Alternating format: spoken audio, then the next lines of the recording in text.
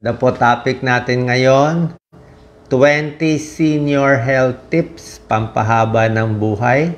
Okay? Actually, hindi lang to pang senior para sa lahat, lalo na kung 40 years old and above. Pero focus natin sa senior, 20. Ito nilista namin ni Doc Lisa. Very important para laging healthy, ha? Marami dito bago. Number 1, mas maganda kahit senior o hindi senior, number 1, maglakad-lakad. Ang gusto kong lakad, medyo binibilang yung steps Medyo doon ako na-obsess ngayon. Pagbabasahin nyo yung mga recommendation, 10,000 steps a day, para sa akin, sobra dami yon for seniors. Hihingaling kayo, hindi nyo kakayanin. Sa akin, kahit 5,000 steps in a day lang, pwede na. Kung minsan 5,000, kung minsan umabot ka ng 7,000 steps, pwede na yon. Hindi na kailangan habulin yung 10,000. Depende sa lakas mo. Maganda itong naglalakad. Ito pinakamagandang exercise, lalo na sa senior. Hindi ganun kasakit sa tuhod, hindi masyado sasakit yung paa mo. At tawag dito po cardio. Kahit papano gumagalaw ka, bumibilis yung heartbeat, maganda po yung exercise. Number 2, habang naglalakad, dapat gagamit ng rubber shoes or stable shoes. Okay? Rubber shoes or stable shoes, pinakamaganda. Kasi pag tsinelas lang, baka lalong sumakit ang paa nyo. Mas senior kasi po, prone na tayong matumba Madali na tayong matumba. Unstable na, mapapansin nyo. Lalo na pag titingin tayo, mga senior, pag yuyuko na, titingnan mo yung paa mo, mahihilo ka na yan. Lalo na sa escalator, ingat na. Escalator, mabilis na madapa Hindi na ganun ka-stable. So, maganda, rubber shoes, stable shoes, para ma-improve yung balance. Yung balance ang mahalaga. Meron din tayong mga other exercises. Pwede rin naman yung mga ibang exercise, yung mga tinuturo ko. Ibang mga half squat, pwede rin yan. Pero para po yan sa balance. Okay? Isa ding magandang tip, ito ginagawa ko pagkasama ko si Doc Lisa, maganda laging kung pwede kahawak mo yung partner mo. Or kung meron ka kasama, meron kang alalay, mas maganda nakahawak kayo. Kasi hindi mo masasabi, matatalisod ka At pag natalisod ka, dapa na. Pag nadapa, nakita ko, ang daming may bali, mahirap na mabalian. So, pag meron kang kahawak, kahit matatalisod ka, nakahawak ka sa kanya, hindi ka matatalisod. Madalas na yan mangyari. Okay? So, walang masama kung nakahawak, hindi siya nakakahiya para hindi matumba. Number 3 tip, dapat medyo bawas na talaga sa trabaho at stress. Okay? Ibig ko sabihin, pag senior na, yung mga iniisip mong walang kabagay-bagay na problema, yung pera para sa anak nyo, buhay ng anak, away ng pamilya, stress sa buhay, dapat medyo naaayos mo na. O nafi-fix na. O, kasi pag dagdag to sa problema natin, lalong sasakit ang ulo Kung meron kayong anak, di ba? Meron kayong konting ibibigay sa anak nyo, siguro pag ako, maaga pa, bigay nyo na. Para hindi na magulo sa isipan, at least nabilin mo na at okay ka na. Kahit humaba buhay mo, okay lang naman Magtabi ka para sa sarili mo. Number 4, kailangan maganda ang tulog nyo. Tulog is very important. Sleep more, maayos. So, paano makakatulog maigi? Dapat maayos yung kama. Yung kama nyo, dapat hindi sobrang tigas, hindi sobrang lambot, stable. Yung mattress, yung higaan, yung unan. Alam ko, merong mga mamahaling unan, pero kailangan mag-invest Kailangan tahimik, okay? Tahimik yung kwarto. Tapos mas maganda may konting ilaw din. May konting ilaw sa gabi. Kasi pag tumatanda tayo, mahirap na makakita So, dapat may ilaw para pagigising kayo madaling araw, hindi ka matutumba. Very unstable na ang senior, lalo na kung bagong gising, pupunta sa CR ng madaling araw. Dapat may ilaw. Okay? At hindi kayo madatapa. Number 5 tip, pwedeng uminom ng vitamins and supplements na babagay sa inyo. Ngayon, ito, mahabang topic to, vitamins and supplements Pero para sa akin, ako ginagawa ko lang, sarili ko lang style. Mas gusto ko yung pa-konti-konting vitamins at pa-iba-iba. Oo. Sa akin lang naman to, wala namang rule talaga. Yung iba gusto kompleto, 5 vitamina, iniinom, pati supplement everyday. Pwede rin yon. Pero ako kasi hindi ako masyado hot sa high dose, very high dose ng vitamin C, vitamin D, o ano. Ako, siguro 4 times in a week, naka-vitamin C, vitamin D, naka-zinc ako. Okay? Tapos, mga another 4 times in a week, naka-probiotic ako. 3 days in a week, minsan naka-calcium din ako. So, iniiba-iba ko. Hindi yung isang vitamin na paulit-ulit lang. Kasi hindi mo malaman kung saan ka kulang eh. Hindi mo masabi. Tsaka minsan hindi ko rin araw-araw. Kasi usually, dapat kompleto na yung vitamins mo sa pagkain mo. Sobra na to eh. So, pwede rin yung mga probiotics. May video ako sa probiotics. Fish oil, pwede rin naman. Tapos yung the basic vitamins na pwede sa inyo. So, pwede kayo mag-consult sa doctor. Number 6, yung maintenance medicine nyo. Dapat nakaayos, maigi. Hindi pwede, ulitin ko, hindi pwede hindi nyo alam ang gamot nyo. Walang ganoon. Kapag tinatanong ko yung pasyenteng lalaki, o ano gamot mo, hindi ko alam ni Mrs. Hindi pwedeng ganoon. Paano kung nawala si Mrs.? Paano kung hindi mo alam iniinom mo? Paano kung na-doble mo ininom mo? Paano kung mali na inom mo? Diba? Konti lang naman yung tableta mo, hindi mo pa kailangan memorize mo yan. Memorize mo yung hugis, yung laki, hindi ka magkakamali. Very prone magkamali ang senior. Nakakalimutan mo na yan. Di ba? Ano ba to? Nakainom na ba ako? Hindi. So, organize. Bili kayo nung plastic na lalagyan. May Monday hanggang Sunday. Tapos nakalagay na doon. So, organize yung medicine para hindi makakaligtaan. Okay? Number 7, pampahaba ng buhay, kailangan minomonitor mo. Basically, kung may high blood, may maintenance ka sa high blood, diabetes, at least nakamonitor yung dalawa. Blood pressure and blood sugar kung mataas. Bili na lang tayo ng pang blood pressure. Kahit yung electronic, pwede na po yun. Pang blood sugar, bumili na lang tayo, lalo na kung diabetic kayo. Di mag-share na lang sa pamilya. Sa blood pressure, ang pagkuha nyo, ito number 7 tip na tayo, dapat umaga at gabi. 2 times ang kuha. Minsan kasi maraming may morning hypertension. Ito po, deadly to deadly, nakakamatay. Pag ang BP nyo sa umaga mataas, ang BP nyo sa gabi mababa, hindi maganda yon. Okay? Baka matsambahan tayo sa umaga. Kasi karamihan ng stroke, karamihan ng heart attack sa umaga. 6 o'clock mula 5 a.m. hanggang 10 a.m. Diyan nalilintikan lagi. Bakit? Morning hypertension is very common. Paggising sa umaga, stress, may adrenaline, bagong gising, taas ang blood pressure.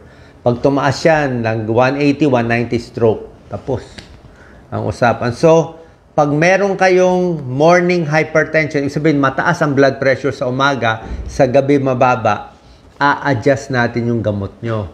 Ang pag-inom ng gamot nyo sa high blood sa gabi. Okay, amlodipine, losartan, whatever iniinom mo sa gabi mo, iinumin. Para pagdating ng umaga, may gamot ka na, nakakontrol. Kasi kung aasa tayo na hindi ka naman gigising ng alas 5 ng umaga para uminom ng tablet, di ba? Di ba? Paggising mo na high blood na, una na yung high blood. Kaya yung gamot sa high blood, maganda sa gabi. Lalo na kung morning hypertension. Sa blood sugar, ganito pag-check ganito pag-check. Hindi lang bago kumain sa umaga. Di ba? Alam ko to bilang internist, bilang cardiologist. Hindi yung nag-check ako doc ng blood sugar ko, may nakausap ako bago kumain, blood sugar ko 120, okay na. Hindi pa po tapos doon. Ang pag-check ng blood sugar before eating at 2 hours after eating. Kumain ka na alas 7 ng umaga, so check mo muna before eating. Tapos 7 ng umaga, mga 9 a.m., check mo ulit. Check mo ulit. Iba ang before eating, iba ang after eating. May tao, normal ang before eating blood sugar. Pero after eating, ang taas ng blood sugar niya.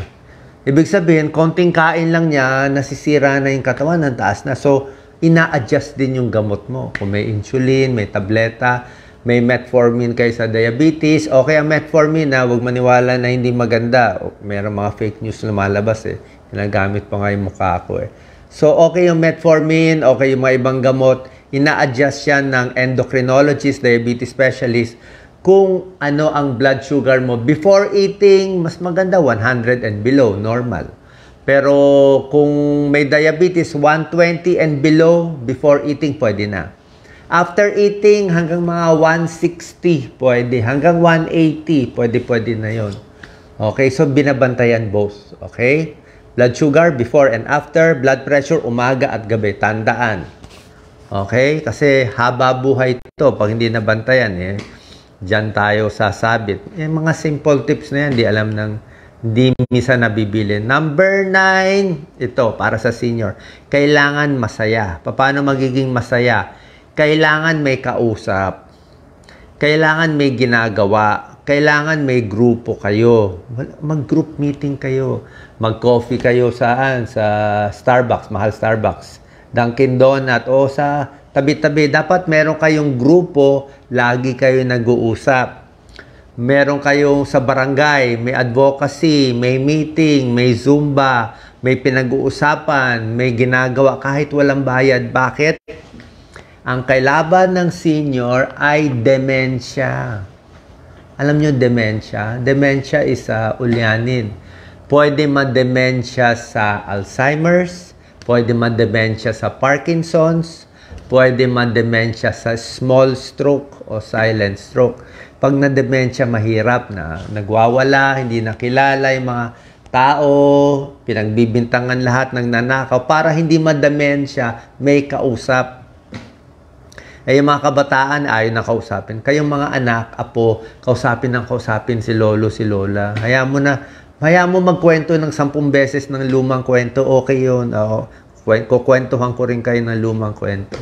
Diba? So, kailangan yan for the brain para hindi mag-dementia. So, be happy, may advocacy, dapat gawa ng gawa. Huwag totally mag-retire. Okay? Sabi mo, wala naman ako sweldo. Kailangan mo magtrabaho para umandar yung utak. Pag hindi umandar yung utak, madedementia tayo. Okay? Masisira yung utak. Use it or lose it. Kaya sinasabi ko, maglakad 5,000, 6,000 steps. Pag hindi ka maglalakad, hindi ka na makakalakad. Hindi nagagana yung paa. Kotse, pag hindi mo ginamit yung kotse, sira na yung kotse. Kailangan gamitin mo araw-araw. Number 10 tip. Maganda ng tip ko Mas konti ang kakainin. Okay? Lalo na sa matataba na senior, sa mga babae, sa mga nanay na tumataba. Pag tumatanda, less food. Mas konti. Sabihin mo, Dok, paano ako mabubuhay niyan? Mas konti. Mas hahaba buhay mo sa konting pagkain. Maniwala ka sa akin. Mas payat, mas mahaba buhay. Dapat nga underweight Hindi naman underweight. Normal or a little underweight. Kita mo yung mahabang buhay. Payat na payat. Eat less food. Pero kahit less food ka, more protein. Yung kanin, konti. Yung carbohydrates, konti. Damihan, konti. Yung isda, yung manok, yung mani, at tokwa, pwede, monggo. More protein, a little less meat.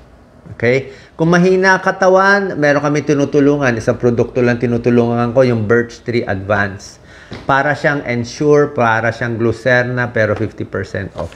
Kaya may tulong to sa senior. Wala po akong bayad dito sa ads na to. Tinutulungan ko lang sila para meron kaming charity sa mga barangay. So, pwede yun. Sa mahina, sa payat, pampalakas yan. Yan yung protein at gatas na pang senior, Birch Tree Advance.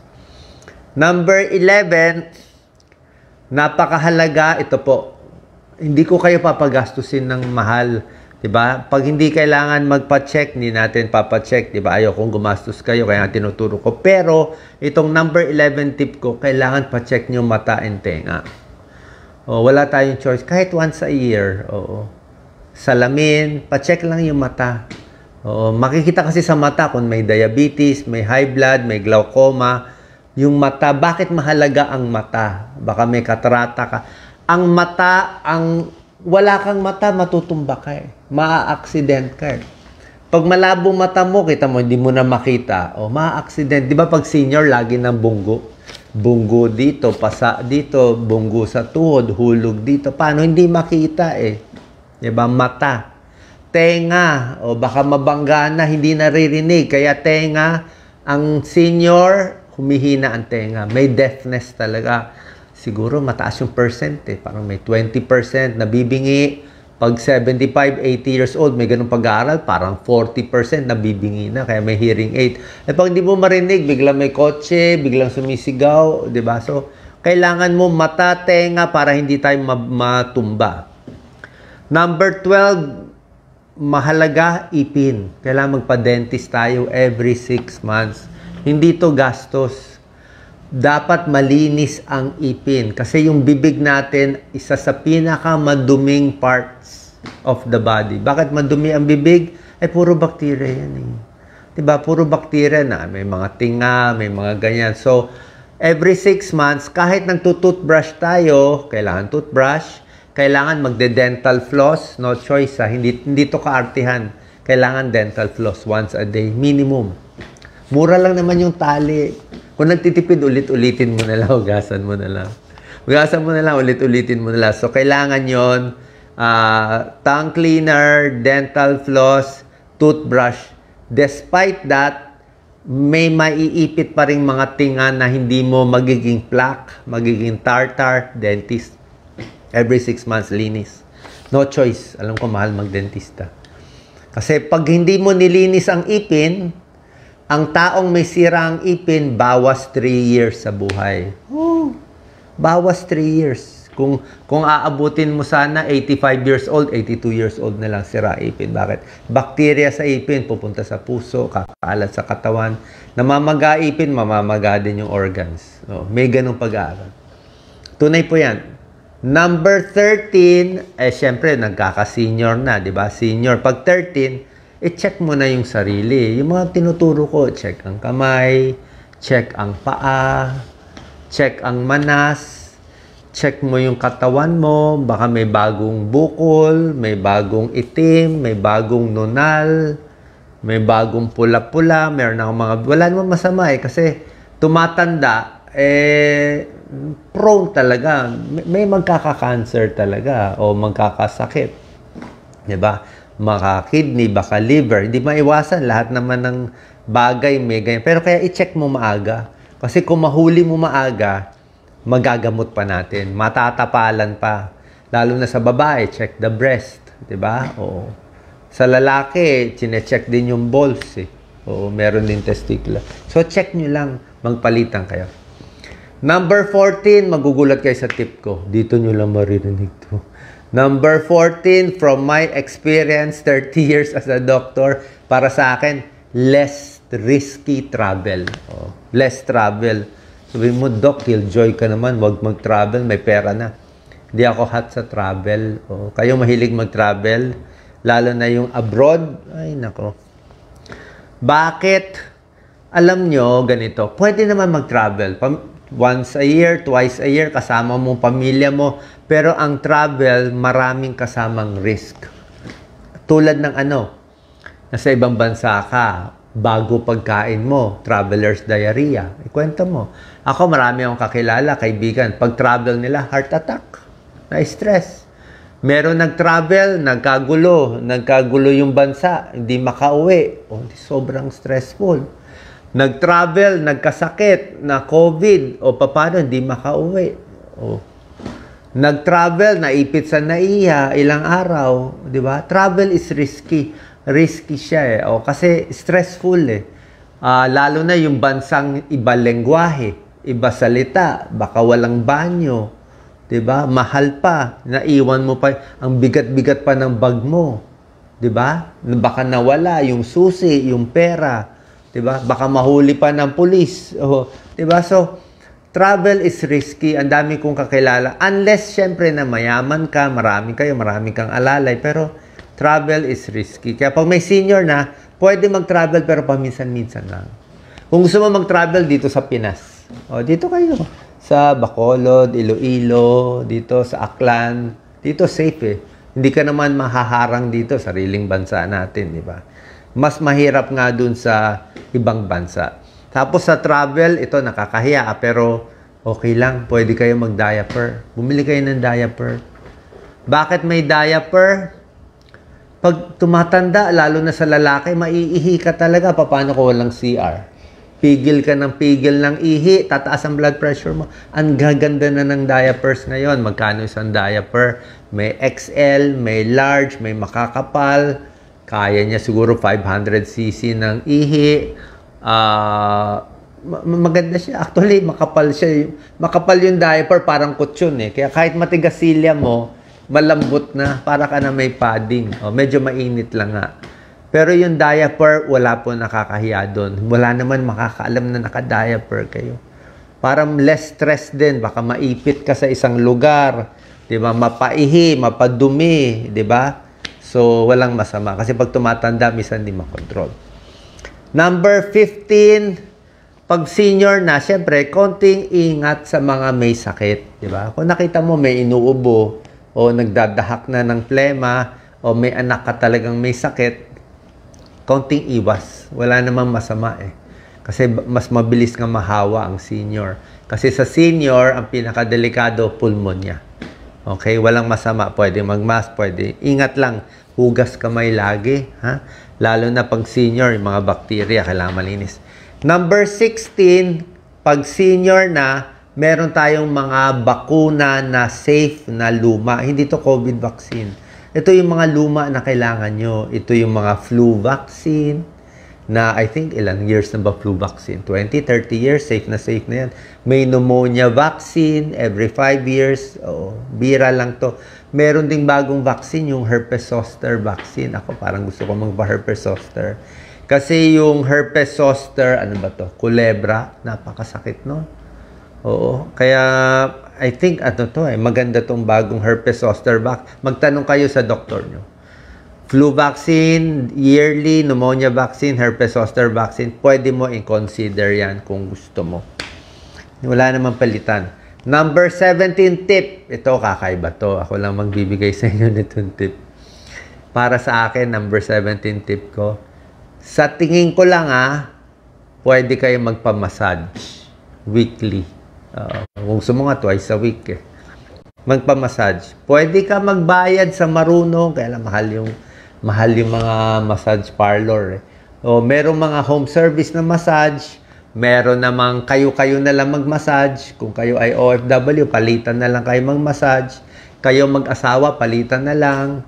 O meron kang kasama sa bahay, may anak ka, pagpa-massage ka sa anak mo, bayaran mo na lang. Anong klaseng massage? Kahit basic massage lang sa head. Head massage. Head massage, malaking tulong. Dito, neck massage. Ako lagi ako nagpapanek.